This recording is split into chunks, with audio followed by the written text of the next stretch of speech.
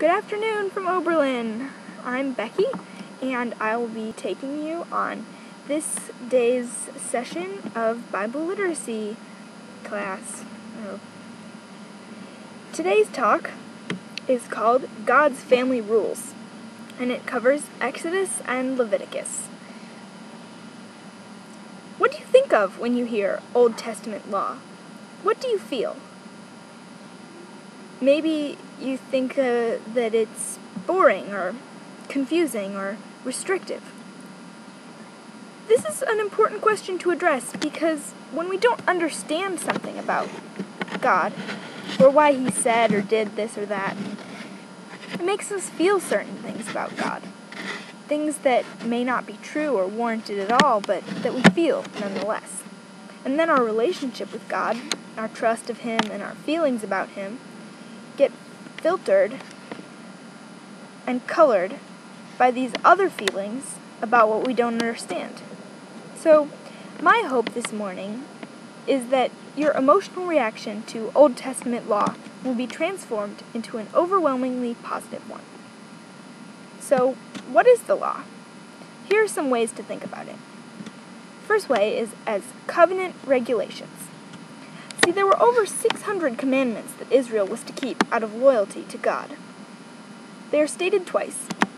First in Exodus 20 through Leviticus 27 at Mount Sinai, then in Deuteronomy 1 through 33.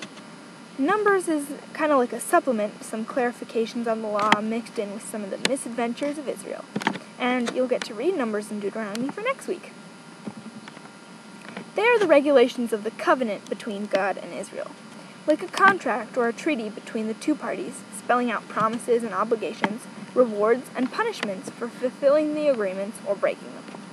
But a covenant is more relational than a contract. We are agreeing to be in a relationship with each other.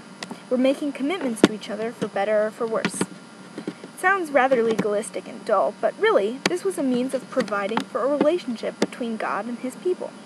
They needed to know who He was and what He was like, what He cared about, what made Him happy, what made Him angry, how He would demonstrate His love for them, where He would take them, how He would bless them. You see, there are consequences for not understanding God's holiness and how to approach Him. You can actually die. Well, God wasn't trying to be overly strict or mean with Israel. He was just trying to keep them alive long enough to get them to the Promised Land. Another equivalent that might be easier to understand would be like some of the rules your parents laid down for you. What sorts of rules did your parents have for you? Maybe things like, do your chores, don't play in the street, you get this much allowance. Be in by 9 p.m. You can watch TV, but only after you finish your homework. Here are the keys to the car if you don't use up all the gas, or other stuff. They gave you these regulations hopefully out of love, to protect you, to help you develop your character, to know how to live right and become a wonderful and mature young man or woman. What happens without instructions, discipline, or expectations? Chaos, confusion, insecurity, antisocial behavior. God wanted Israel to grow up developing a wonderful character. Creepy. Bug. Sorry. Or you can even think of the law a little more romantically, like wedding vows. I, God, take you, Israel, for richer or for poorer, in sickness and in health, etc., as long as we both shall live. God wrote His own wedding vows. This is really it, because you'll see as we go on, when God gets angry at Israel, He often explains His anger by using an image of Israel being an unfaithful wife. So, maybe the law can seem a bit boring to us now, but it really was a life-giving, wonderful gift to Israel, kind of like a set of family rules or a marriage vow. The law covered three main subject areas.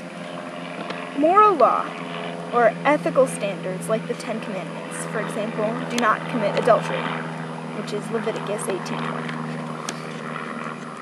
Civil laws are rules for communal life, like cities of refuge and which tribes should live where. For an example of civil laws are, whoever is aware of evidence in a case must speak up and testify, Leviticus 5:1. Also, there were ceremonial laws, like regulations for proper worship and types of sacrifices.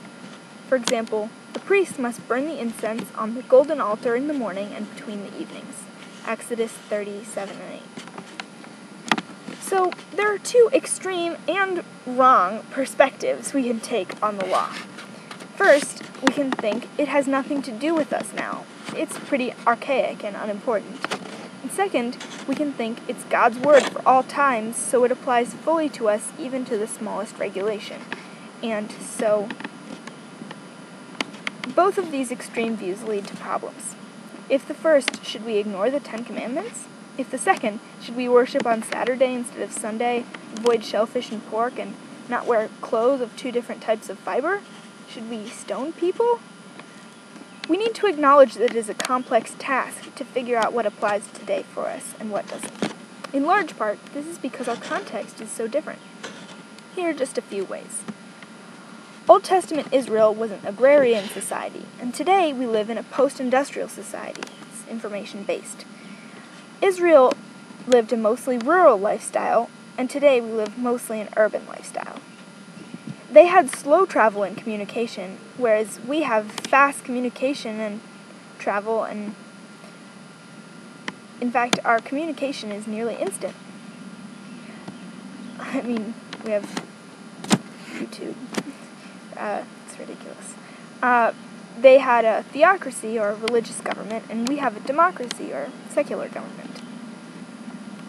Old Testament Israel, the people were Jews, and they had a special covenantal relationship with God. Today, our society, our church, is made up of Gentiles with a new covenantal relationship with God.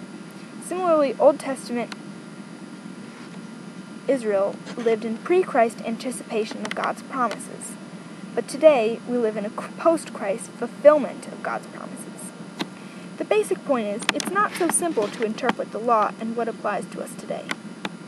But also the point is that God loved Israel and wanted to guide them where they were at.